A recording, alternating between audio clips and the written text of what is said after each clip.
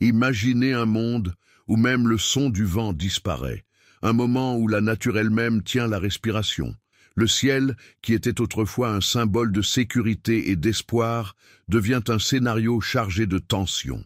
En Révélation, le chapitre 8, un silence est décrit dans le ciel pendant environ une demi-heure, mais ce n'est pas un silence commun.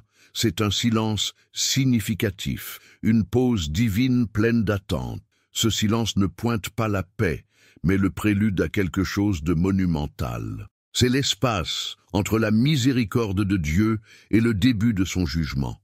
Les cieux attendent, et toute la création semble être consciente que le moment décisif est venu. Un puissant rappel que Dieu est long, mais sa justice n'échoue jamais. Cette pause fait écho aux paroles de Habacuc chapitre 2, versicule 20. Le Seigneur est dans son saint temple. Tais-toi devant lui toute la terre. C'est comme si l'univers entier était conscient de la gravité de ce qui va se passer. C'est le silence avant la tempête, une pause pour que le monde réalise que le Créateur est sur le point d'agir, non seulement en tant que Salvador, mais aussi en tant que juge. Pour comprendre le sort des méchants, il est essentiel d'identifier qui ils sont à la lumière des Écritures. La Bible définit les méchants non seulement comme ceux qui nient l'existence de Dieu, mais comme ceux qui choisissent consciemment de rejeter leur voie. Ils vivent en opposition à la justice, embrassant la méchanceté, la rébellion et les plaisirs de ce monde à la vérité divine. Le psaume 1 contraste les justes avec les méchants, déclarant « Les méchants ne sont pas ainsi, ils sont comme la paille que le vent se disperse ». La métaphore est puissante. La paille est légère, instable, sans racines et aucune valeur durable. Ce sont donc ceux qui vivent sans Dieu, dirigés par des vents de fausses philosophies et les impulsions d'un cœur endurci. De plus, les méchants sont décrits dans Proverbes chapitre 4 versicule 19 comme des gens qui ne savent pas ce qu'ils trébuchent, marchant dans l'obscurité. Ils ignorent non seulement les commandements divins, ils se moquent souvent d'eux, suivant leurs propres désirs égoïstes et vivant dans un mépris ouvert à la volonté de Dieu. Cependant, cette condition n'est pas simplement le résultat d'un manque de connaissance, mais d'un choix délibéré. Dans les Romains chapitre 1 versicule 21-25, Paul décrit les méchants comme ceux qui, bien qu'ils connaissaient Dieu, ne l'ont pas glorifié comme Dieu ni ne lui donnaient des grâces, préférant d'adorer la création plutôt que le Créateur. Les méchants sont donc le reflet du cœur humain sans repentir, qui se rebelle contre la sainteté de Dieu. Ils représentent la distance que le péché crée entre l'homme et son Créateur, montrant que le destin des méchants est le résultat d'une condamnation arbitraire, mais d'une vie vécue en résistance à la grâce divine. Le son de la première trompette résonne à travers les cieux, marquant le début des jugements divins sur la terre. Dans la Révélation chapitre 8, versicule 7, nous lisons une description terrifiante. La grêle et le feu, mélangés à du sang, tombent sur la terre. Cet événement surnaturel n'est pas seulement destructeur, mais significatif. Un tiers des arbres et toute l'herbe verte sont consommés par le feu. Cette dévastation est un rappel clair que le jugement de Dieu est à la fois juste et puissant. Cet événement ne se produit pas au hasard. Tout comme Dieu a envoyé les ravageurs en Égypte dans Exode, nous voyons ici un modèle similaire. Chaque acte de jugement est une réponse à la dureté du cœur humain. En Égypte, les ravageurs étaient une confrontation directe entre la puissance de Dieu et les faux dieux. De même, la première trompette sert d'alarme céleste, déclarant que le temps du regret est épuisé. Le feu et la grêle mélangés au sang sont en même temps un langage symbolique et littéral, pointant la gravité du péché des méchants.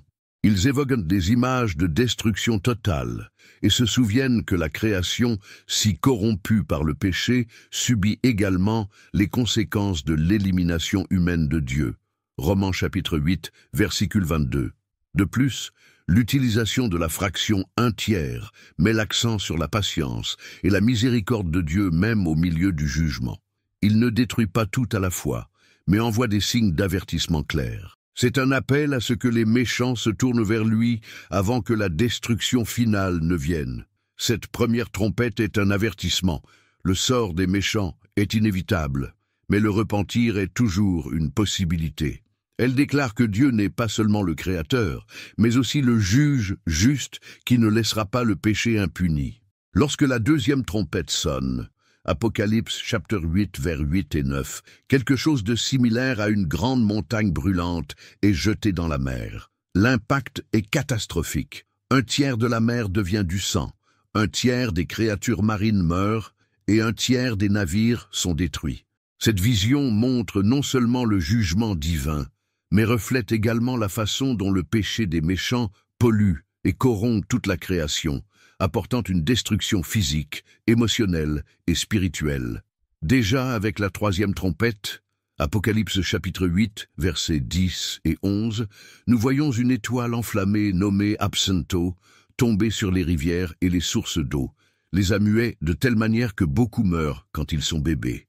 L'absinthe, connue pour son goût amer, symbolise le résultat inévitable d'une vie séparée de Dieu, l'amertume, le désespoir et la mort. L'eau, essentielle à la vie, devient un instrument de mort, montrant que même les éléments les plus élémentaires de la création peuvent être des instruments de jugement. Ces deux trompettes indiquent le lien intrinsèque entre le péché et la destruction. Le péché affecte non seulement l'individu, mais se répercute également dans le monde, contaminant ce que Dieu a créé pour être bon. C'est un rappel que les méchants, en rejetant la source d'eau vivante qu'est le Christ, John chapitre 4 versicule 14, choisissent de boire parmi des sources amères qui mènent à la mort. La quatrième trompette sonne, Apocalypse chapitre 8 versicule 12, et l'impact est céleste. Un tiers du soleil, la lune et les étoiles sont blessés, entraînant une obscurité partielle qui couvre le monde. Ce phénomène n'est pas seulement un événement physique, mais aussi spirituel.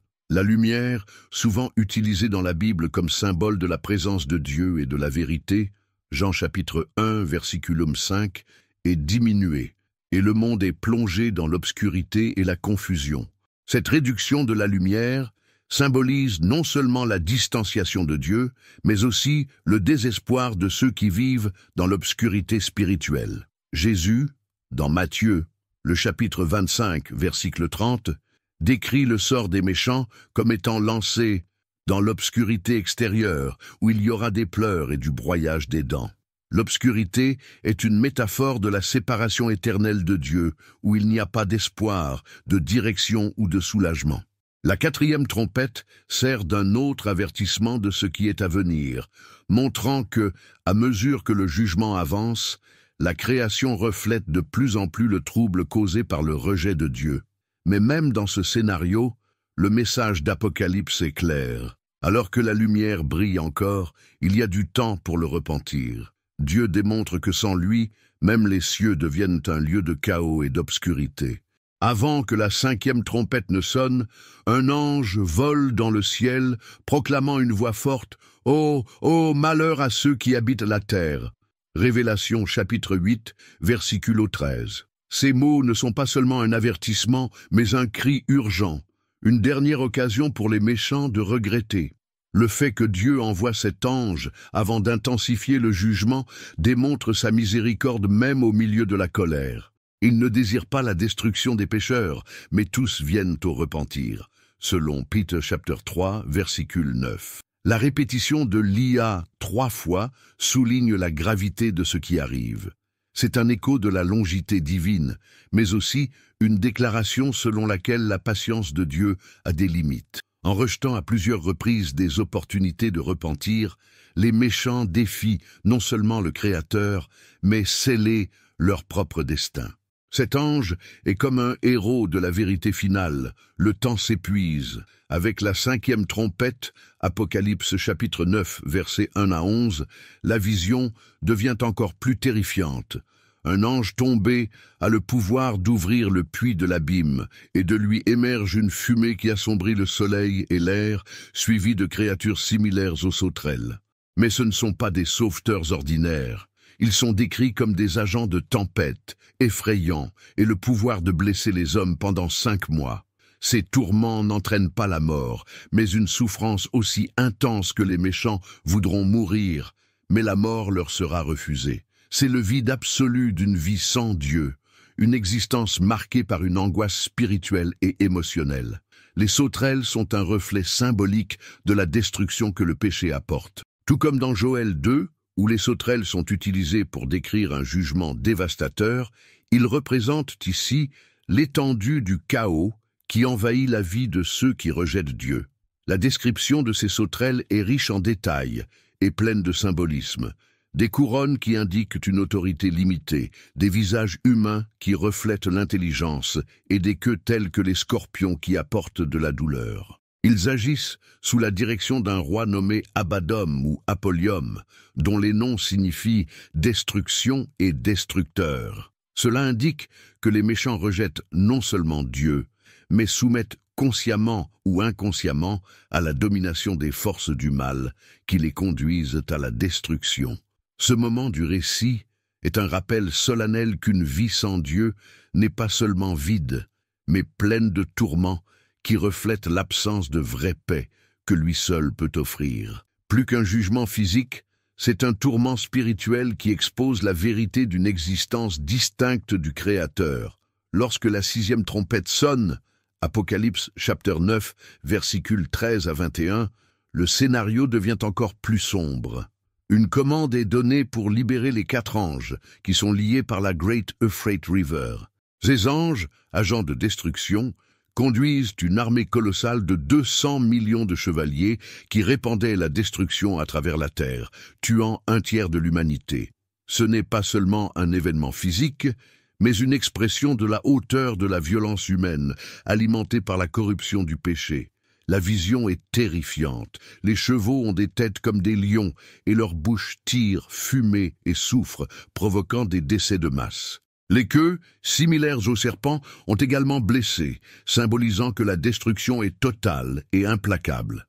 Cette guerre est le reflet du cœur humain donné à sa propre dépravation. Une guerre qui va au-delà de toute compréhension, révélant le pouvoir dévastateur du péché effréné.